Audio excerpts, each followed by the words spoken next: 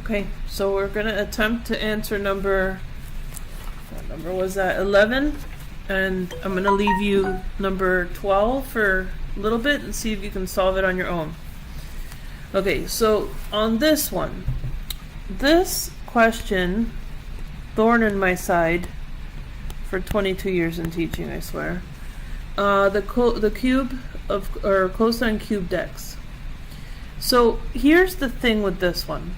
You can actually split this out and eventually, or as a result, be able to use the sum and difference formulas, which we haven't really talked about.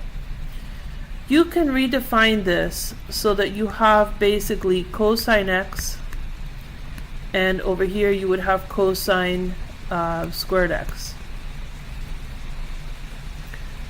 I'm looking at this, and one of the explanations that leads to this answer is the following. So I'm going to show you the explanation, and you do with as you need.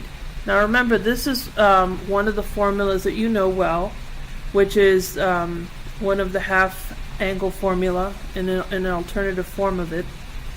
So you technically could simply do cosine x and then multiply times 1 plus cosine 2 theta over 2 and go from there. So I want to show you the way this formula opens up, and you tell me how you feel, if you feel comfortable using this method or not. So if we call this x, so we'll call this angle, instead of theta and all that, we're just going to say A is x and B is going to be 2x. And so in this case we end up using the double angle. So that gives us cosine of A plus B,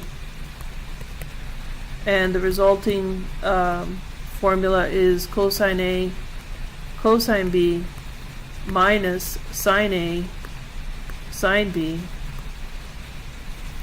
And if we use this formula, we end up with 3 cosine x cosine 2x minus,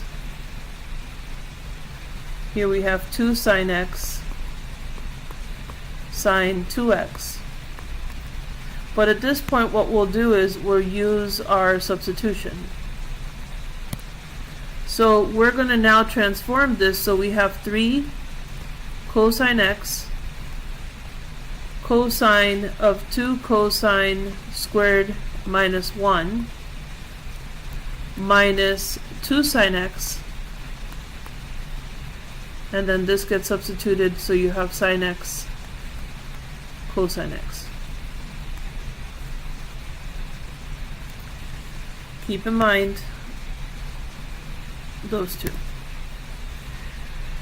Okay, and believe it or not, all of this is being divided by 4. Don't forget that. So obviously all of it divided by 4 at this stage. Here we're dividing by 4. Okay, the resulting formula then, in this case, because we're dividing here, we have a division by 4, and now this transforms into sine squared cosine x. So we have, as a result, 3 cosine x plus cosine x, 2 cosine squared x minus 1, that should look familiar, minus, and now we have 2 sine squared x cosine x. Okay, this then transforms into 3 cosine x plus 2 cosine cubed x minus cosine x minus 2 parentheses, remember sine squared x is 1 minus cosine squared x cosine x. Alright, and so if we distribute the cosine x and we distribute the 2 respectively, this will simplify, and you will have cosine cubed x is equal to 3 cosine x plus cosine 3x, and again, this is always over 4. Sorry, teacher lazy teacher. Over 4. And so, ergo, your answer, choice A. What I would suggest now is try the same thing or the same process for sine using the different substitutions. I've made it a point to highlight those for you. And you're going to use very similar process. Let me see, this is distribution. You have to distribute this part to get here.